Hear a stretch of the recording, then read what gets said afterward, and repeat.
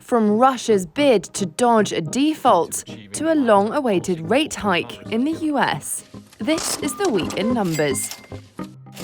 $117 million is how much Russia was due to pay in bond interest on Wednesday. With Moscow mired in sanctions, creditors weren't too hopeful about getting their cash. But by Friday, it looked like the payment had been made, averting a market-shaking default. More such deadlines loom, however, and they could all be nail-biters. 0.25 percentage point was the rate hike by the US Federal Reserve this week.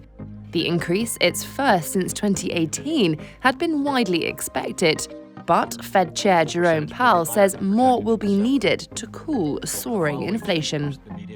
The economy is very strong, and against the backdrop of an extremely tight labor market and high inflation, the committee anticipates that ongoing increases in the target range for the federal funds rate will be appropriate. 9% was the gain for Hong Kong's Hang Seng index on Wednesday, with Thursday then almost as good.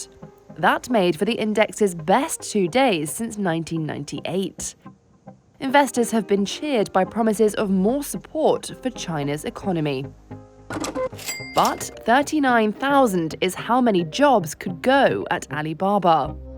Reuters sources say the e-commerce firm is shedding jobs amid a crackdown on tech titans by Chinese regulators.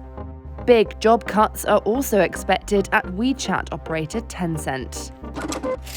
And $36 billion is Intel's new investment in chip-making facilities in Germany and across Europe. It's spending big to ease a supply crunch for car makers and other manufacturers. The investment drive could ultimately hit $88 billion.